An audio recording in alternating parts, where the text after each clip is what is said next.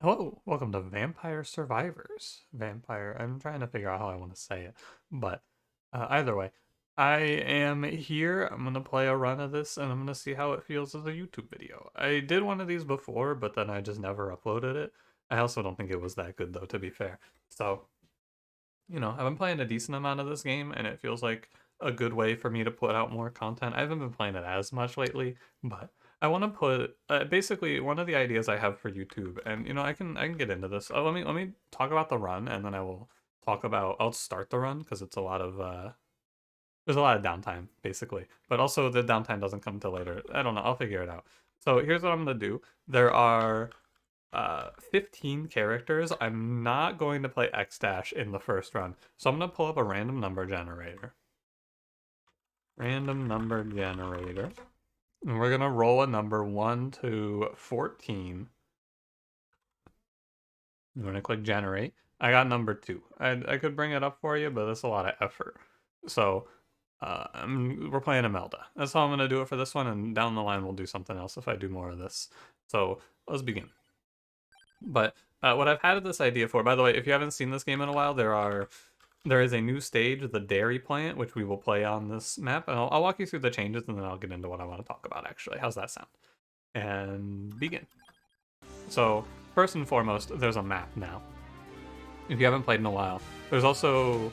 Ooh, music feels a little loud. I'm gonna turn it down a touch. Oh god. Oh jeez. So this is the new map. It's significantly harder, first and foremost, than the library. But, well, we got a vacuum right away, huh? Maybe they added that in, I'm not sure. I'm going Rune Tracer here for sure. There's a whole lot to talk about, but new map, there's a new character that you can unlock secretly on this map. This map is much, much harder.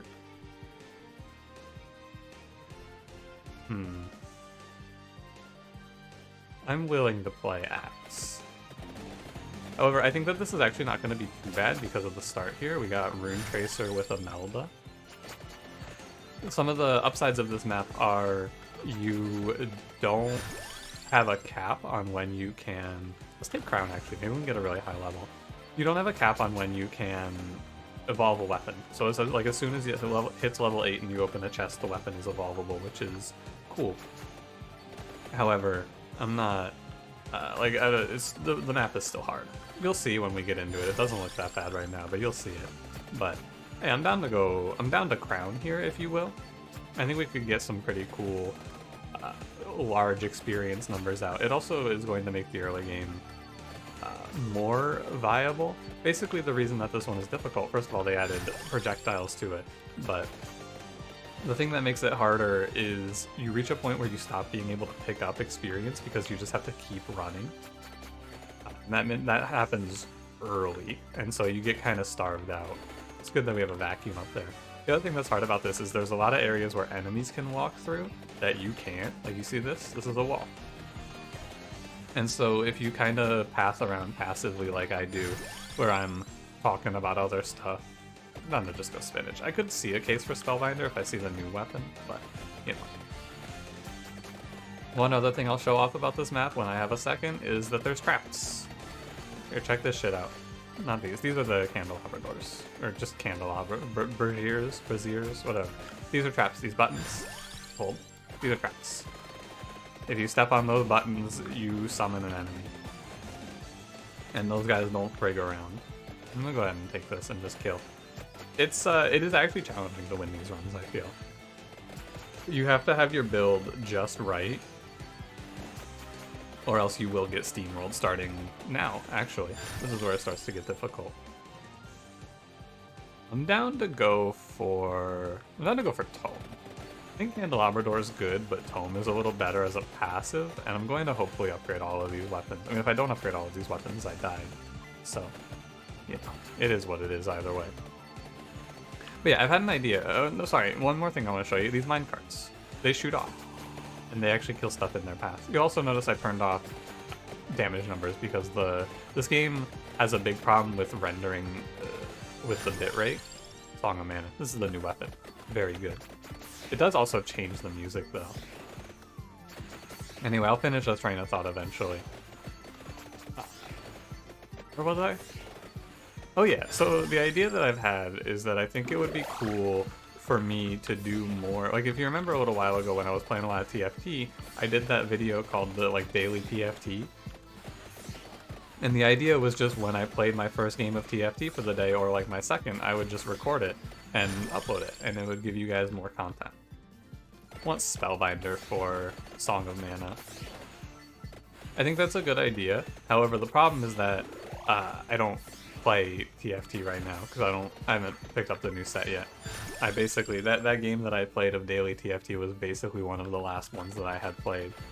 So that's why there hasn't been more of that. But this game could also take that place. Right now, the game that I'm putting time into is RuneScape, which is not particularly exciting for you as just a quick look game, and also some Elden Ring, which I don't know. I actually thought about trying my hand at doing a YouTube specific series for Elden Ring, just like a regular old Let's Play, but I decided against it. I'd rather just leave it as something for me to play for myself, honestly. I don't really play games just because like that because I want to anymore.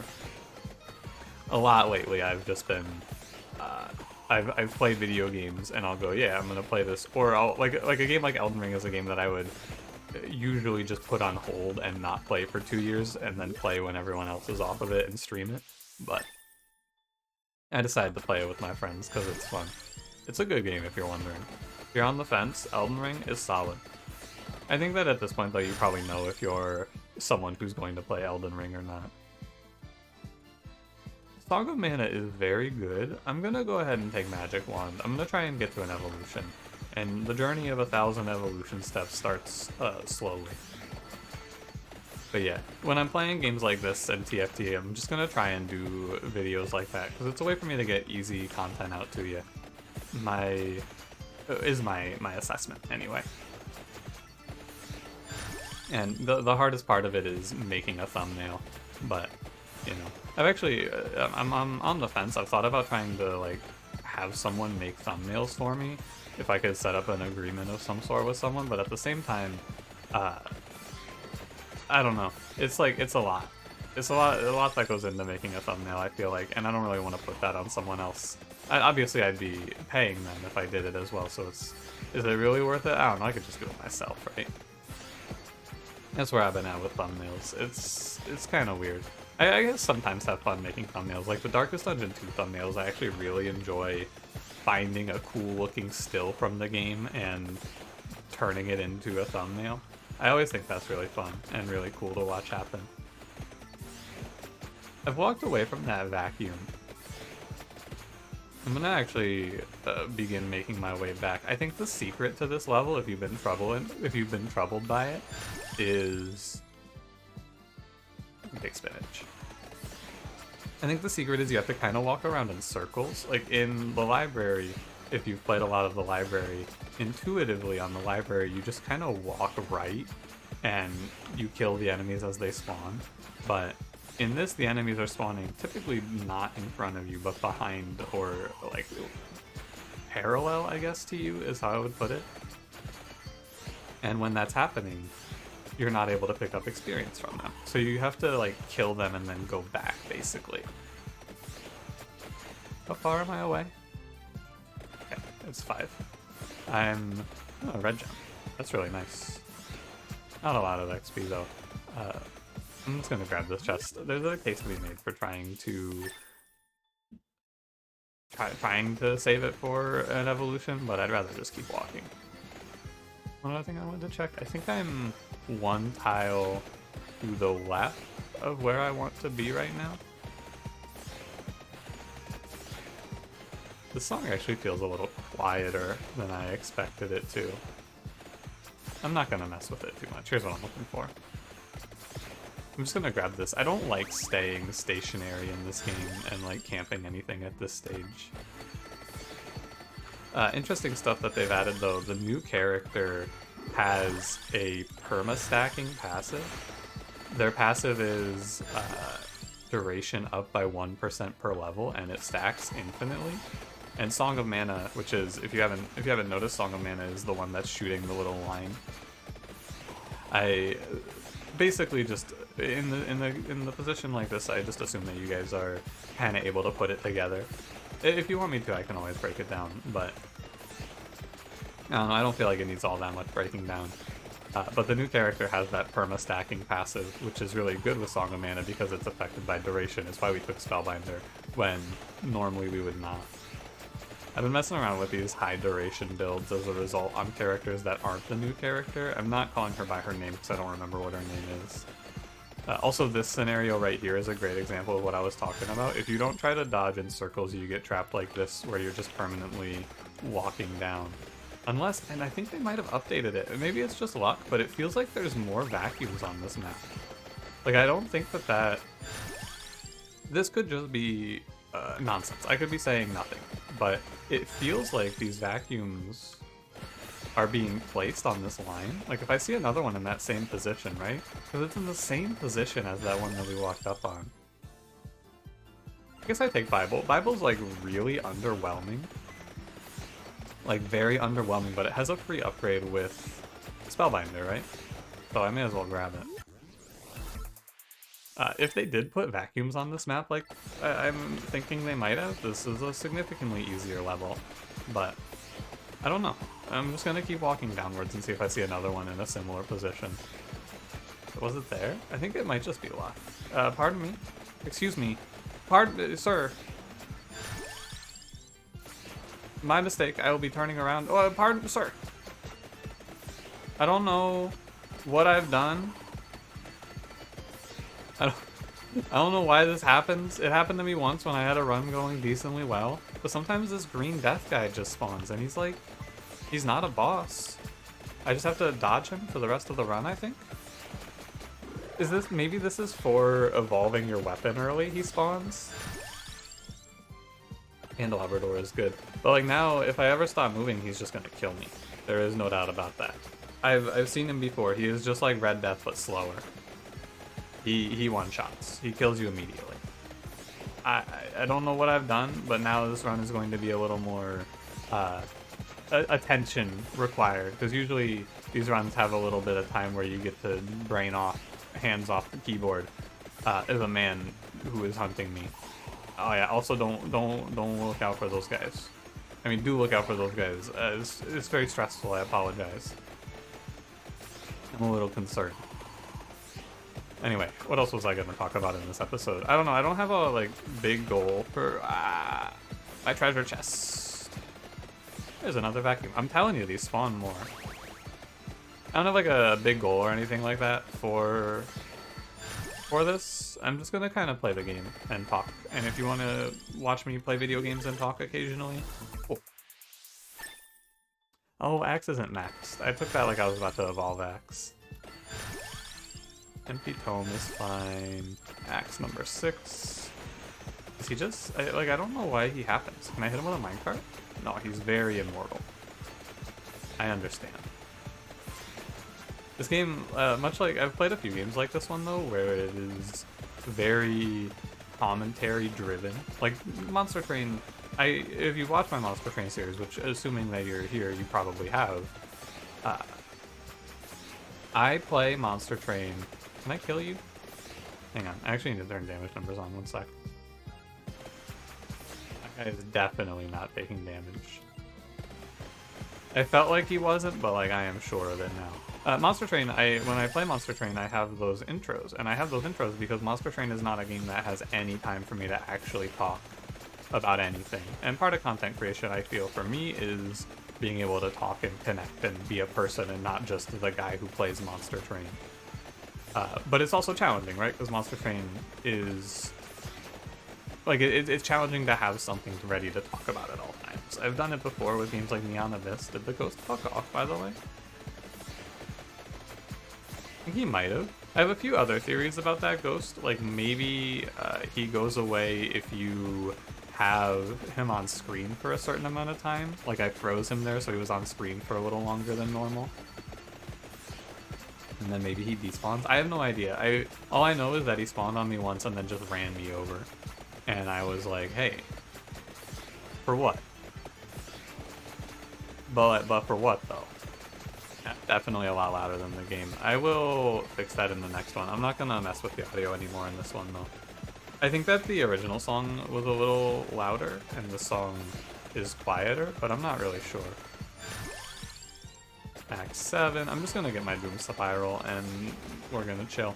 I would love for... so I want my last weapon to be Santa Water, and I want to pick up the Curse pickup because it's called Skullomaniac, I believe. That evolves the Song of Mana, which is very good. Alright, I lied. I'm gonna turn the game up now. Just a touch, you know? The music's very good. And if I'm having trouble hearing it, what I've found is that if I can't hear something very well, that means you guys are definitely having it very quiet. This looks good. There's a lot of skeletons to kill. Lots of skeletons means lots of experience. Like a lot of... You'll notice on a level like the Forest, you go through a lot of a big period of time where you're just running from enemies, and you're just running, and that's all you can do. But then it kind of makes up for it because at the 11th minute, you get the massive skeleton wave, right? And I think that's kind of what they're doing here. And Tracer, they're Skullomaniac. I will, real quick, I'll run through everything for you because I have nothing better to tell you right now. I'll run through what everything is and what it does. So, mainly passives. We have Crown, which you saw, which is giving me bonus experience pickups. Then we have Spinach, which is damage, Tome, which is cooldown reduction, Spellbinder, which is effect duration. So things like, I want Santa Water, by the way. Basically how long projectiles last. Now, effect duration has a few quirks to it. There are some projectiles, such as the Doom Spiral, the Scythe, that last forever baseline. So projectile duration doesn't actually do anything for them. All that you can change for them is like, you can change your movement speed so that you walk with the projectiles better, basically. But otherwise, Doom Spiral doesn't have a whole lot of value for you. I'm gonna max Curse. Skullomaniac, the other two are Candelabrador, which increases projectile size, or like just everything's size, basically. And then Skullomaniac, which is the new one, if you haven't played in a while. This got updated, or added in the last update. It's called Curse, otherwise. I will be referring to it as Curse sometimes. The effect is called the Curse, I believe. But it makes enemies spawn 10%, it's like 10% more enemies, 10% faster, and 10% more health per level. So we're going to take 5 levels in that to get 50% more. And as you can probably guess, it's good because more enemies equals more experience. Last piece of this one that I need to tell you about real quick is I picked Santa Water even though I can't evolve it because I'm going to go on the pilgrimage. It's a very long walk to that attract orb in the top left, but I have nowhere better to walk right now. My run is strong enough that I can walk, so I may as well. This map, though, is particularly difficult because you can really, really easily trap yourself. There's an extreme, like, none of the other maps have this setup. I'm walking over here to illustrate this. This is a corner. Like, if you're trying to run and dodge, this is actually just death. I'm okay because I'm strong enough that I can kill the enemies as they're walking at me. I could stand still right now. But if sometimes you have your run and you just have to be navigating through the enemies until you get to a wave that you can manage better, or you get like a flamethrower pickup or something like that. And this map can just kill you if you're not paying attention. You can just walk right into a wall. And it's definitely jarring, and I think it's why a lot of people have told me they think this level is hard, because the game wasn't like this before. Before this update, the game was not like this. I'm gonna go for King Bible level 5. The extra projectile is very big, but these iron golems are getting a little closer than I would like. They seem to be a little resistant to knockback. And I'm having to do a little bit of micromanaging my positioning here. It's a little concerning, though. They don't really die very quickly, and they're not getting pushed back. So I believe I have put myself into a bit of an awkward position here. I'm gonna try and actually move. Yeah, I need to move down, and I need to go pick up that red gem, because I've been moving pretty consistently. So all of the gems on the map should be condensed into this singular gem, and I can power spike really hard by turning into it. We're gonna go for Santa Water max out here, because this is just gonna bombard the area. Every time you level up an ability, or like every time you level up a weapon, it shoots once. So yeah, the world is That's a toxic waste pool there. And now I'm max level until I go pick up that attract orb, which is gonna make things a little easier. I was having trouble because I hadn't leveled up in a while. This is gonna be really good though. I've had people tell me that they finished runs of this map where they're like level 50. So, you know, being level 73 here feels pretty good. And I'm gonna have all my weapons evolved when the bosses start spawning. Another thing I feel I've noticed about this map is that bosses always drop chests, where on the library sometimes they don't. So I'm trying to make up ground here. It's actually a little difficult for me to get hit because of the magic wand. The magic wand shoots the closest enemy to you, and it has a slight amount of knockback. So enemies, if I don't walk directly into them, they should not touch me right now, because they should just get pushed back by the magic wand. Oh, you know what I can do? I can press show guides. You know, this will make, if you don't see what this did, it makes little arrows on my screen. You can see them now probably, that I pointed it out. Top left and bottom right and right. Gives a little indicator of where you need to go. Now, as you can probably guess, I'm going to tell you, this build is going to struggle to move laterally. Oh god, it's Poseidon. This build struggles to move laterally because one of my weapons is attacking up and down, so moving left and right is hard. Does that make sense to say the word laterally there? I'm not actually entirely sure. So yeah, I almost walked into that wall there. There we go. The bosses are generally easier on this map though, overall, I have found. Your mileage may vary a little bit, but they seem to have a little less health and be a little less threatening, and it's really the enemies. This map is really cool to me because I feel like it did a good job of reasonably increasing the difficulty in a game where you only can really move. Like, the game got harder without feeling unfair, while not doing anything to add, like, new mechanics, right? The newest mechanic is that some enemies have projectiles, which, when you think about it, the projectiles aren't that weird. They're really just other enemies, because they die when you hit them in one hit. So, I don't know, it's weird because I expected projectiles to feel different than this. Oh god, it's the fast boys. I'm not in a like huge rush to reach that attract orb because I have other weapons to upgrade. It only becomes bad if like I'm two chests away, so I can pick up one more treasure chest without losing any value. And I have to move slowly but carefully. Imelda's kind of nuts for this map though, I gotta be honest with you. This map has a big experience problem. Now, unfortunately, what I tend to do, and what I feel like the end game is if you want to play this game for a long time, is you try to set high scores. And the high score building for this game, for like basically just forever high score setups, is going to be Llama. You're kind of character locked, because if you're trying, well, not necessarily, right? If you're trying to go for a highest level, you have to play Imelda because she gets more experience. If you're trying to go for highest kills, you have to play Llama because he has Curse, which gives you more enemies to kill overall. And we made it. They said they were making an update to this game, and I don't know if it has happened yet or not. But the update is supposed to make the update that they said they were putting out is going to, what was it? It's making the spawns on this map, like the pickup spawns, closer, I think. So that might have already happened, or I just had a good movement option set up.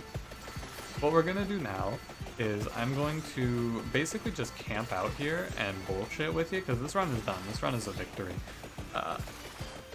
Thought about even, it would be cool if I could like set the game to 2x speed, but it would probably implode. I don't know.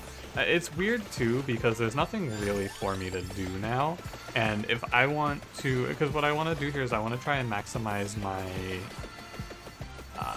my level, and I need to camp out near this vacuum on my lower left. You see it? And then I just pick that up right before the end to make sure I get all the experience I can. But this is actually a really good attempt. I'm gonna go to the Milk Corridor, I've called it. I got my first win on this map in the Milk Corridor, and basically the enemies can walk in from above, but you cannot. And that might seem bad, but it centralizes your rune tracers, as you can see, and they just have to bounce back and forth in this little area.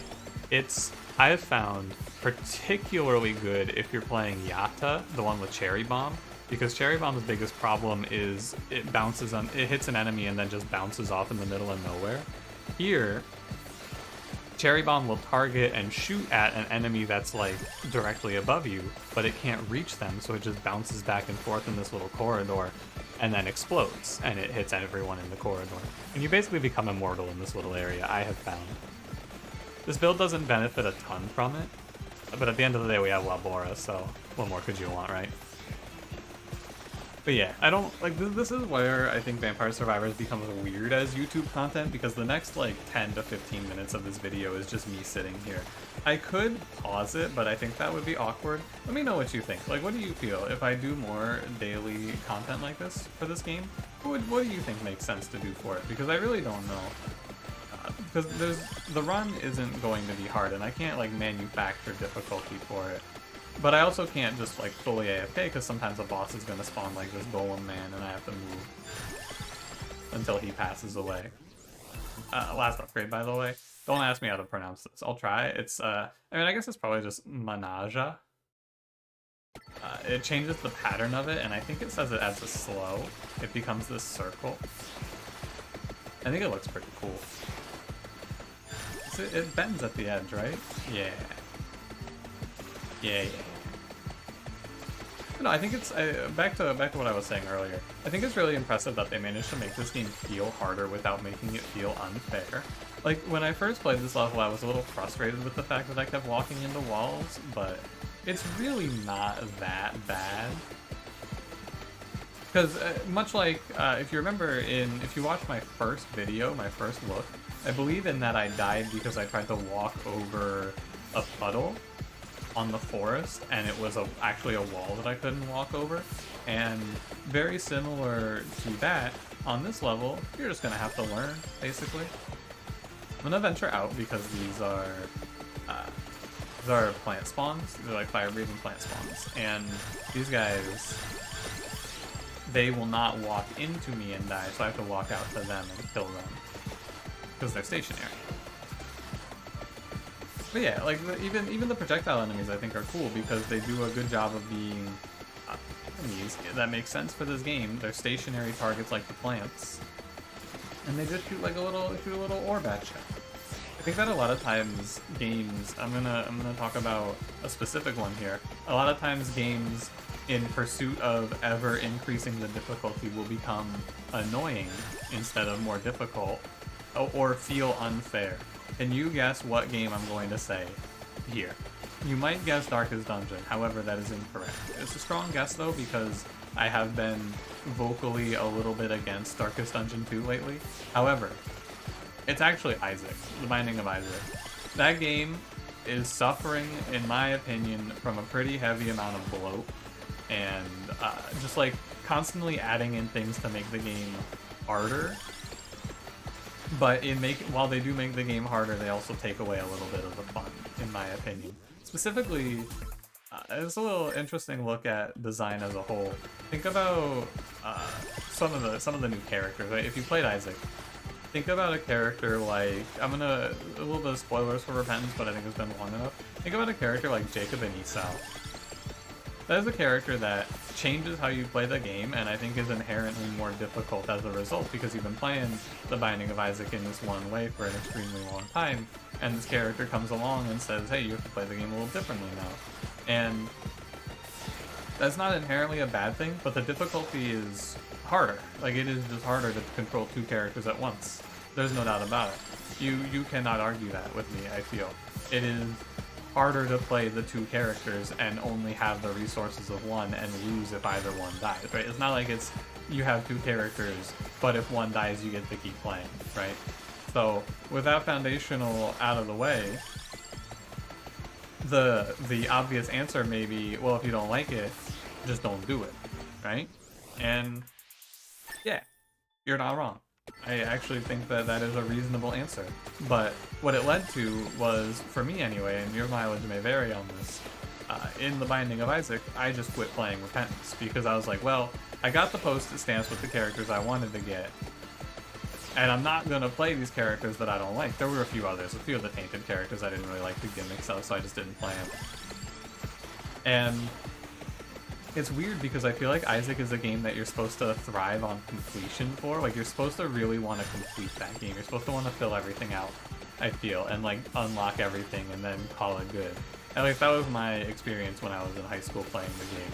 And yeah, for some reason, like, when I was like, well, I'm not going to get all this completion, I just quit playing the game. And it's really interesting to me that it works that way for people. I'd be interested to hear if you had a similar experience with Isaac, or with any game, really. To put it into more succinct terms, I quit playing Isaac when I realized I wasn't going to be able to 100% it because I wasn't going to play some of the characters or like play some of the bosses a bunch of times. And I'm interested because I feel like my friend had a similar experience where we had both 100%ed every Isaac up to Repentance, but he was like, yeah, I really don't feel like going on the alt path and fighting the beast like 28 times with all these characters. And I went, yeah, that's fair, dude. That's a pretty big commitment. And it's a long tangent for me to say, I feel like at times people will add difficulty to games just for the sake of it without thinking about how it affects the gameplay. And I'm a subset of people, right? Some people probably love the increase in challenge and really liked having to learn the game in a new way, but for me, it wasn't for me, and I quit playing the game as a result. And all of this is to say, I think it's pretty cool that Vampire Survivors, at least with this map, and you'll never know how additions in the future go. I'm not trying to compare this game to Isaac. Isaac had many, many good expansions of content before the one that I thought was not very cool and I didn't really like. But that's all aside the point. I think it'll be interesting to see if they manage to keep adding in reasonable increases in difficulty in a game whose design space is rather limited in what you can do. Oh god, don't kill me.